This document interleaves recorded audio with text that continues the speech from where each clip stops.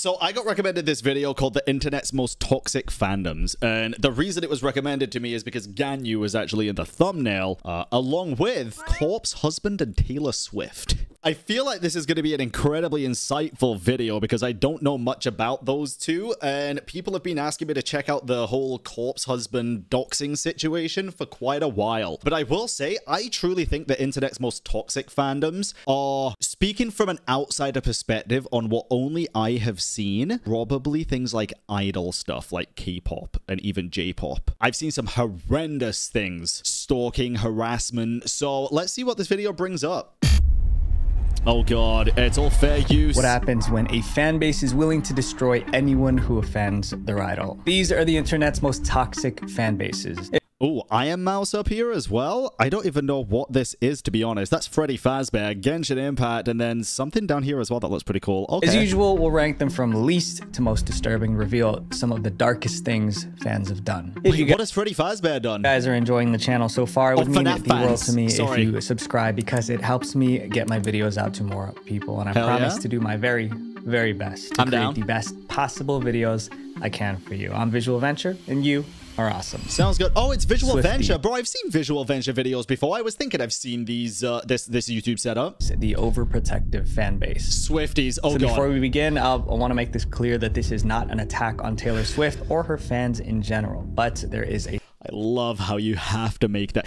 Bro's gonna have to make that disclaimer for every group going forward, by the way. Toxic part of our fandom that takes things too far. Almost every musician has overprotective fans, but with Taylor Swift, there are thousands of them, and they attack anyone who dares criticize her. In 2020, Taylor Swift released an album titled Folklore. As usual, music critics reviewed it, but one... Can I be honest here? I don't think I've heard a Taylor Swift song probably in the past like 5 years, other than at like karaoke. However, when I was in school, one of my favorite songs in general was actually Love Story by Taylor Swift, and I loved the music video as well. I thought it was a goated song. One review made Taylor's fans mad. It was from a website called Pitchfork, and the interviewer was a woman named Jill. In her interview, Jill praised Taylor's songwriting, but she didn't like everything about the album, so Jill gave it an 8 out of 10. Okay, 8 out of 10 is a very good score. For most people, that was a positive review, but for radical Swifties, an 8 out of 10 was unacceptable. It was an insult. Taylor's fans started ranting online, complaining about the review. Then one of them came up with a bizarre theory, which was that Jill and Pitchfork were trying to sabotage Taylor Swift. If they were trying to sabotage Taylor Swift, they would have done much worse than giving it 8 out of 10. But giving Taylor's album a lower score, Pitchfork would drag down the album's overall rating, also known as a metascore. Once that sabotage theory took hold, fans were mad and they attacked. First, someone posted Jill's personal information online. They leaked her phone number, They doxed her for giving a Taylor Swift album an 8 out of 10? Brother, what is wrong with these people? What? Address, and even photos of her home. The doxing led to non-stop harassment. Jill got angry calls in the I'd sue. middle of the night. Some callers threatened to burn her house down. She even received death threats. Jill tweeted about how terrifying it felt. She said that it sucked to be scared of every person milling outside, or feel like you can't answer the phone. All of this happened because Jill gave Taylor a good review, but it wasn't good enough. I'm gonna say something pretty controversial here. If you put that much of yourself and your personality into somebody else, no matter who that is, it can be famous people, it can be political figures, it could be religious, you shouldn't make your entire being about somebody else. You should never be that offended on behalf of another person getting a good rating that it forces you to dox people and threaten their life. That is not only chronically online, I think that is mentally ill. Genuinely, I think that is a huge problem, and that's not okay. I know that's probably a pretty hot take, but these people should be checked out. Genuinely, that is disgusting behavior. But Jill wasn't the Swifties' only victim. Damn, this is #1 as well. 2019, comedians Desus and Mero appeared on The Tonight Show. During a guessing game, Mero made a joke. Some Swifties didn't find it funny. What was the joke? They felt Mero was insulting Taylor's looks. Within hours, the comedians were getting death threats. One crazy fan even threatened Mero's kids. I want to hear what the joke was, because a lot of the time as well, though, in all fairness, comedians, and listen, people can say what they want, because the art of comedy has definitely changed changed over the past like 20 years, I would say. Things used to be a lot edgier back in the day, and there's some people nowadays that would still like that. To be fair, edgy humor is still funny to me, genuinely, a lot of the time. As long as it's not like outright, you know, like terribly racist or something like terrible. But a lot of comedians do just straight up like totally insult people and hide behind the guise of comedy. Sometimes it's just not even funny to a majority of people. But if that's how they reacted to an 8 out of 10, I can imagine this was just a harmless joke. But I'd like to know what it is. It was so bad that the FBI got involved. But Swifties don't just fight outsiders, they attack their own. That's what happened to a woman named Rita in 2019. Okay. Rita wasn't a regular fan. She was so devoted that she ran a Taylor Swift fan page. Her room was filled with Taylor Swift merch, and she posted videos of herself singing Taylor's songs. But some Swifties thought Rita's videos were cringy, like she was embarrassing the fandoms. The fandom embarrasses itself when it starts doxing people for giving an 8 out of 10. I think this is fine, by the way. I do think it's a bit cringy, but who cares? If they're enjoying themselves and they're not hurting anybody, who cares?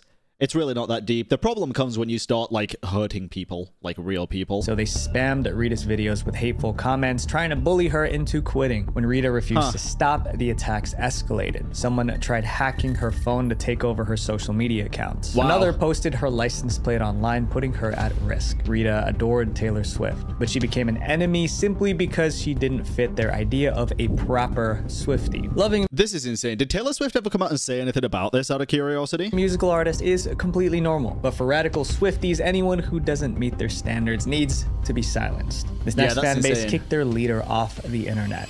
I don't think it could get much worse than that, but we'll see. Corpse Husband, the fan base that betrayed their idol. Okay, time to finally learn about this. Corpse Husband was a faceless YouTuber who got popular in 2020. Very his entertaining. main appeal was his voice. He had this deep, rumbling voice that sounded unreal. That voice, combined with being faceless, made Corpse a sensation. Fans couldn't see him, so they created a perfect fantasy version of him in their heads. But Corpse was a real person, and he was far from perfect. In interviews, Corpse revealed that I saw this interview with Anthony Padilla. his deep voice was partly caused by a medical condition. He also had arm pain that affected his daily life. He struggled with anxiety, and he didn't like talking in public because he was scared someone would recognize his voice. That's why he chose to remain faceless. He wanted privacy so he could manage his personal issues without the stress of fame. But Which is completely understandable and fine, by the way. I think not showing your face or other people's faces online is totally acceptable, and wanting privacy as the main reason is totally fine. There was actually a situation yesterday, I think it was, with Pokimane. Whether you love or hate the girl, I'm very indifferent. I think she's fun, and I think she's a very smart businesswoman, and that's about it. She said some egregious things in the past, and that is that. So was PewDiePie, so was a lot of people. But are we going to hold what people said 15 years ago to them every single time they do something? Probably not, right? Let's keep it real. People change, people improve, people get worse. It's just the cycle of life. I think what happened with Pokimane is she posted a photo on Twitter, or 2 photos, and the caption was, "My brother got married," or "my brother's wedding," and the photos were just of her in a dress. And the amount of people that were calling her out for basically just trying to steal the show and make everything about her is crazy, especially when you consider the fact that she just didn't want to post her brother's face on the internet and give out private information, because there's people like this on the internet that will do some heinous things. And it's also her social media platform. She's got the entire right to post photos of herself. There is nothing wrong with that at all. People calling her like self-centered and narcissistic, and it's like, no, bro, you just hate her. Like, I don't know how people can come to that conclusion about something so simple. Fans didn't care about his struggles. They just wanted to see his face no matter the cost. In 2021, a photo of a man went viral. People claimed it was Corpse Husband. There was just one problem. The man in the photo, it didn't match the image fans created in their minds. And of course, because they create a sculpted god in their minds. Look at the whole Dream situation as well with his face reveal. Honestly, I'll keep it real, bro. People were calling him ugly as hell.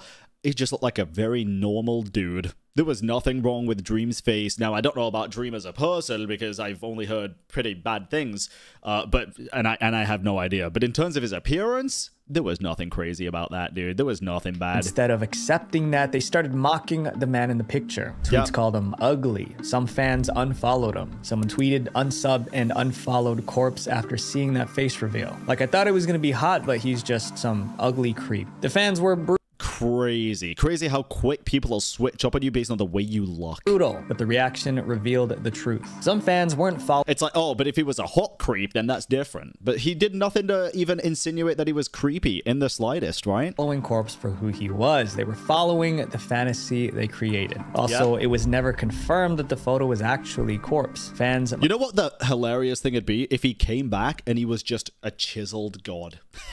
But this very well could be him. It could be. But who cares, dude? Might have been mocking Looks like a normal person. Corpse could have addressed the photo directly, but he didn't. He just started pulling away. He tweeted less, he streamed less, and in November 2021, he uploaded what would become his last regular video. Years later, his fans still miss him. They leave comments begging for his return. But the truth is hard to ignore. The same fans who demand his comeback are the reason he disappeared. This comment summed it up perfectly. He didn't abandon us. We lost him. We truly didn't deserve this man. This next fan base is huge, loud, and always upset.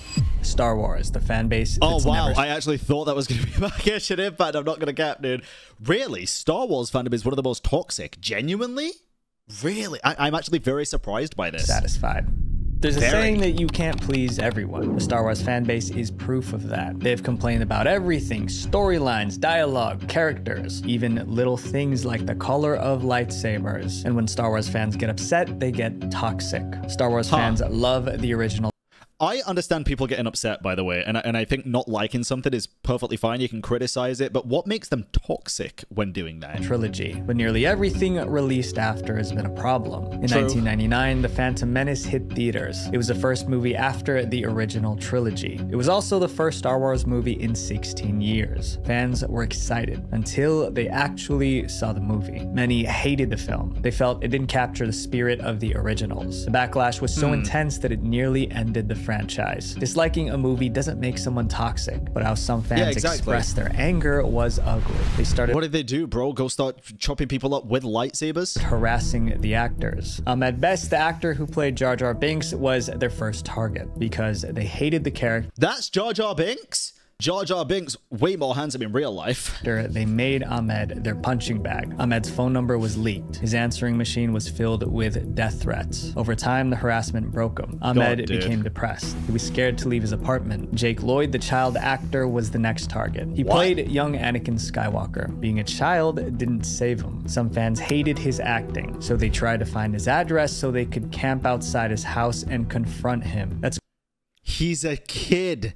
That is more mature than these adults trying to harass a kid. School classmates bullied him constantly. He even got death threats. Because of all the negativity, Jake quit acting entirely. But these toxic fans... I hope he's set for life and doesn't have to act ever again. Fans just got worse. Whenever a new Star Wars movie came out, they found something to complain about. And they started to contradict themselves. By the time The Force Awakens came out in 2015, the cycle was obvious. This time, fans said the movie played it too safe. Some claimed it was just a lazy remake of a previous Star Wars film. Because of that feedback, the creators took risks with the next Star Wars movie. They broke away from the classic formula, but fans hated that too. Yeah, the fans really did not like that Star Wars. I saw bits of it. I'm not... Here's a pretty hot take here, guys, and you're going to have to forgive me for this one. I am not a Star Wars fan. I enjoyed some of the games for Star Wars that I played. I've never really enjoyed any of the movies, even the early ones. It's just not my kind of thing. I feel like it was a little bit slow for me, and I'm not that invested in the lore or the story of Star Wars. Maybe if I watched it nowadays, it'd be a bit better. Yeah, I don't know. It was just never really a thing that struck me. The games were great. Battlefront 2, bro, oh my god. But the actual movies, I just never really enjoyed. I was much more of a Lord of the Rings guy. Now they said it strayed too far from the originals. It seemed the fan base didn't know what it wanted. And as usual, they didn't just complain. They made life hell for Star Wars actors. They harassed one actress by mocking her looks. Someone even... Mocking her looks? Added offensive comments to her Wikipedia page. She had to quit Instagram to escape the attacks. Daisy Ridley... Wait, she's just a good-looking woman. What? The lead actress wasn't spared. Even new characters couldn't escape. In 2022, the Obi-Wan Kenobi series introduced a villain named Reva. Reva was a character that fans have been asking for. But once she appeared, the same fans didn't like her. So they turned on the actress who played Reva. The attacks became so vicious that the show's producer intervened. He told fans, if you're sending her bullying messages, you're no Star Wars fan in my mind. Absolutely not. Yeah, if you're harassing casting someone based on the acting, you're not a fan of that franchise. You're a chronically online obsessed person over the franchise who puts too much of yourself into a movie. The Star Wars fan base created a lose-lose situation. Play it too safe and they complain. Try something new, they complain louder. It begs the question, if every Star Wars movie makes fans mad, maybe the real problem isn't the movies. Yeah, it's the fans. I think it's also a point that you have to look at it and think, when is it time to stop, you know? Like with the movies. I said the same thing even about the Avengers. I loved Marvel back in the day. Loved it. I'd watch every movie on release. I went to the midnight release for, I think for maybe for 2 or 3 Avengers movies because I loved them. And it got to a point where after Endgame, I started to like them less. I didn't like Doctor Strange 2. I didn't like many other movies. Guardians 3 was pretty good. But I didn't like even like Thor Love and Thunder. It was a fun watch, but I was like, I don't feel too great about it. I'm not going to go harass the actors. I'm not going to go harass the producers. I'm not going to harass anyone because it's never that deep, bro. I literally just stopped watching a lot of Marvel movies until I was on a flight and there was nothing else on. And then sometimes I do enjoy it. I watched, what is it, Thunderbolts or something? Whatever the fun thing with the like Black Widow's dad and sister and stuff. That was fun. That was cool. But sometimes, like when it comes to a certain storyline, at least, it's time to just cut it. And if people are hating it more and more, the more you post about it, maybe just cut it off, you know? VTubers, the parasocial fan base. Oh god. Oh, VTubers in general. Oh, this is gonna be bad. For those of you guys who don't know what a VTuber is, a VTuber stands for virtual YouTuber. They are streamers who appear online as animated characters instead of showing their real faces. Think of it like digital cosplay. Each VTuber plays a character and fans enjoy the show. But for some Oh my god, wait. Oh my god, wait. Bro, I thought this was Elon Musk then. Jesus. I'm trying to see. Yeah, this is Arnold. This is Shy Lily. I'm trying to see if I recognize anybody else. PewDiePie. I was like, is this a Jeff? Yeah, is this T1? I think, right? Interesting. Cool. Enjoy the show. But for some fans, watching VTubers isn't just entertainment. Some viewers get obsessed with VTubers. These obsessed fans are known as unicorns. To a unicorn, they're Wait, I've never heard the term unicorn. Favorite VTuber isn't just a character on a screen. She's their virtual girlfriend. In order to maintain that girlfriend fantasy, the VTuber must stay single. She can't flirt or even speak to another man. If she does, they feel betrayed. And when these obsessive fans feel betrayed, the reaction can be explosive. No VTuber learned that lesson harder than Rushia. Rushia was one of Japan's biggest VTubers. I think I remember this situation. VTubers with over 1 million subscribers. But many of Rushia's fans were unicorns. So they treated Rushia like she was their girlfriend, like she belonged to them. And that almost ruined her life. The issue started on February 10th, 2022. Rushia started a live stream. In the middle of her broadcast, a private message popped up on her screen. It was a message her viewers weren't supposed to see, but they did. The message was from Mafu Mafu, a Japanese male singer. It read, "I just finished the live broadcast and I'm getting ready to go home." The text itself wasn't romantic, but there were already rumors that Rushia and Mafu Mafu were dating. Now this message from Mafu Mafu appeared on her screen. Her unicorn followers felt lied to. They believed Rushia betrayed them by not being single. Thousands canceled their paid memberships. Some destroyed their Rushia merch. A few even sent threats to both Rushia and Mafu Mafu. The threats are not funny in the slightest. The rest of it kind of is, though. I'm sorry. There's like I think there's a line of parasocialism where you just should never cross it.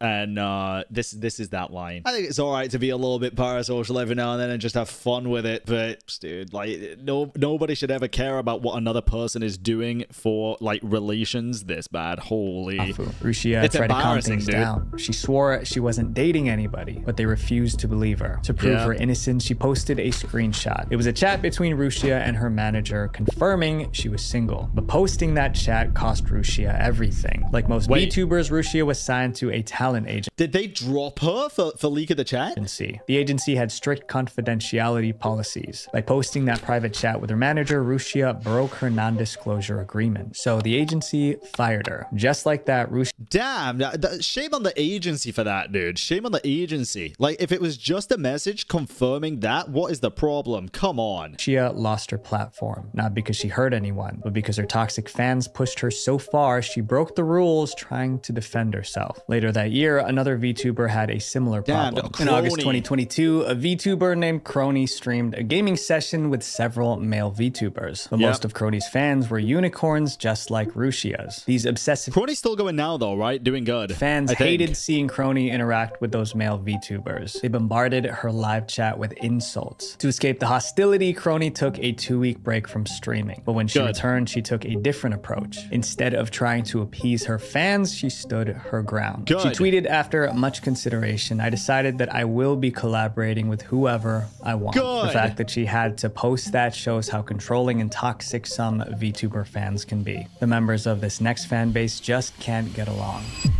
League of Legends, the fan I keep expecting, bro, everything can fit Genshin at this point. Base that hates each other.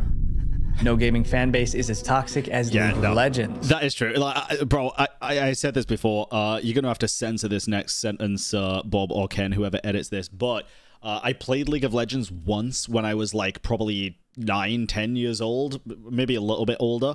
I took a character called Ashe down the wrong lane because it was my first game ever, and I got told to kill myself. I never played again. I played like a couple of years ago just to see if I liked it, and I didn't. I think I would actually like League nowadays, by the way, but I don't know. I just don't have the drive to play it. At least that's what players say. In 2024, a survey asked gamers which fan base was the worst. Around 36% picked League. What makes this fan base so bad? It's about how the players treat each other. League of Legends is built around teamwork. 5 players join forces to beat another team. Success depends on working together, but most players end up fighting their own teammates. If someone makes a mistake, their teammates explode. Players scream insults in the chat. Others go even further. They int. Inting is when a player deliberately intentionally dies over and over in the game. They do this to either troll or punish their own team. Either way, inting ruins the game for everyone. Riot Games, the company behind League, has tried to control the toxicity. They ban aggressive players. They added mute buttons. They even created a system to reward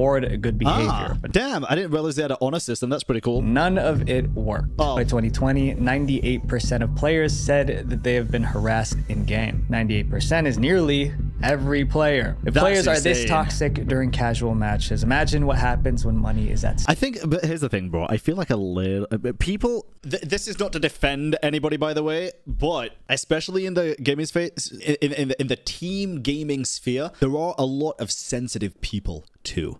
So getting flamed, somebody could think, even saying like politely telling someone, oh, you're doing this wrong, can you do this instead? Some people can think that is getting flamed. I've had it myself where I've been like, oh, you're using this gun, but maybe could you use this gun by chance? Because it's like better for this specific boss in like an MMO or like in Destiny even. And they're like, ugh, people always telling me what to do. Just let me play the game, dude. It's like, oh, okay. It's just friendly.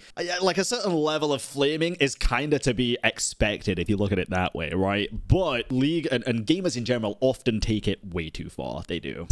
League of Legends has massive esports tournaments, and these tournaments offer millions of dollars in prize money. The most famous team in League is T1. They've won countless championships, and their star player named Faker was insanely skilled. Fans called him there's nobody better, Michael Jordan of esports. But in 2020, the same fans who idolized T1 turned on them. That year, T1 failed to qualify for a major tournament. Fans blamed the team's coaches for benching Faker during the qualifiers. The coach who benched Faker received death threats. It's like, yeah, that probably was the reason, in all fairness. You don't bench the best player on the damn team, but then you don't send death threats. It's not that deep, dude. It's not that deep. Other players began getting threats as well. T1 CEO had to plead with fans to stop. Some fans ignored the warning. By September 2020, T1 started tracking down those behind the threats to take legal action. This wasn't the only time fans turned on a professional League team. One team received an actual weapon in the mail. It was supposed to be some kind of warning. It's no wonder so many consider League of Legends.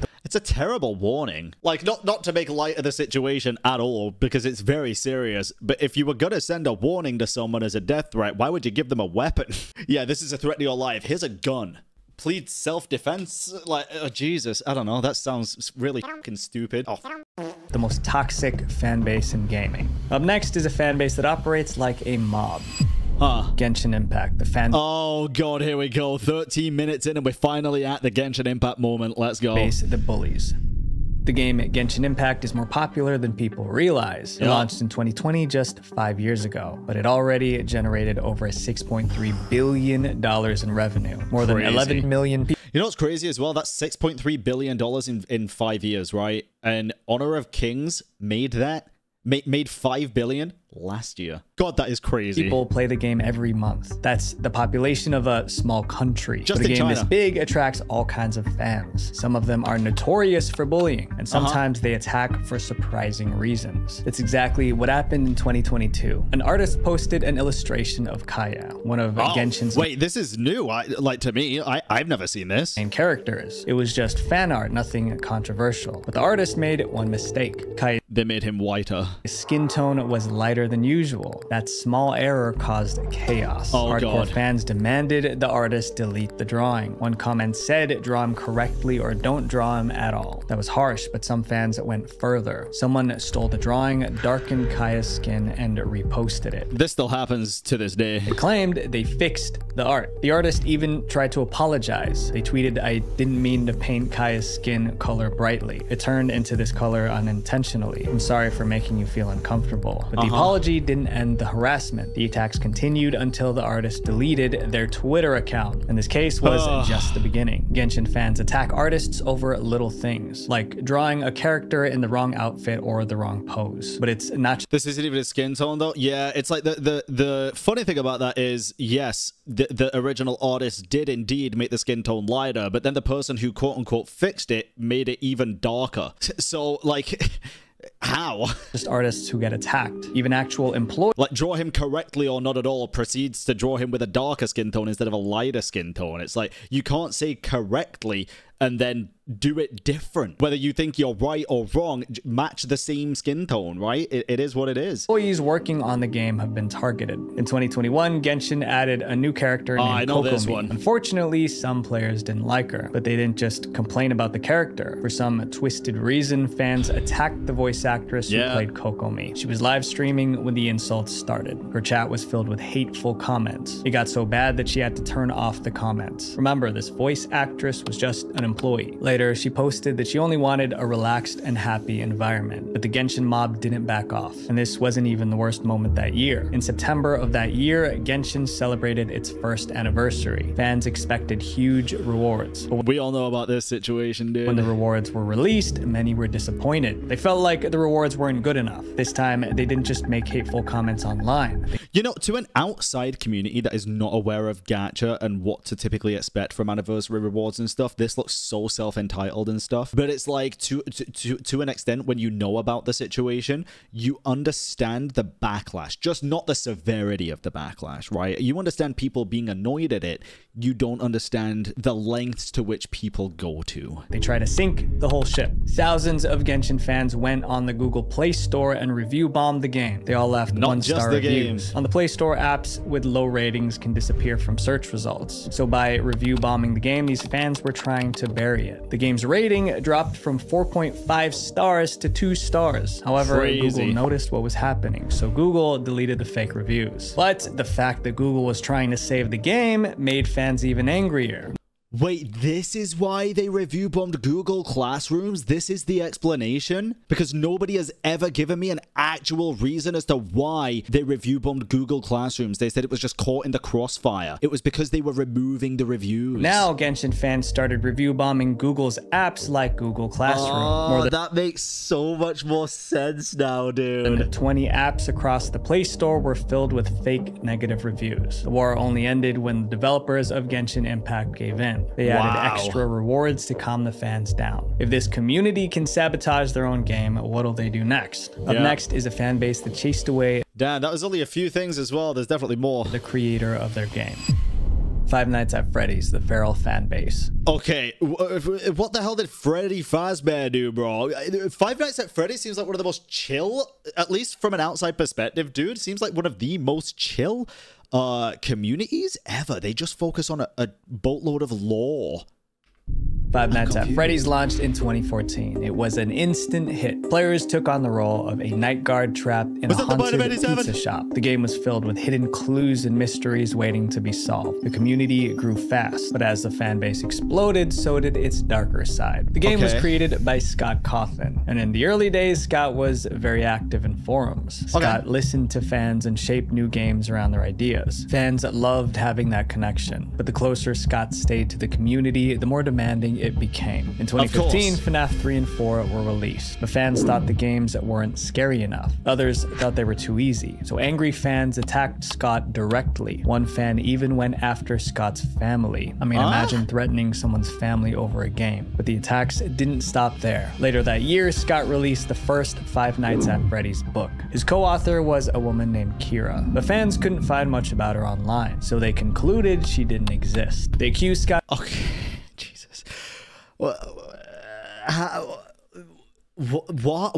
Of lying and attacked him again. Scott later clarified that Kira was a professional writer, but he told her to make her accounts private because he expected weirdos and creeps to stalk her. That means Scott bro had future foresight. Realized how toxic the FNAF fandom was becoming. Yeah. In 2016, it got worse. Scott launched a spin-off called FNAF World. The game was buggy, so fans hated it. Scott took the game down, fixed the issues, and re-released it for free. But fans kept criticizing Scott, calling him a sellout. When Scott deleted the worst comments, they accused a sellout for releasing it for free?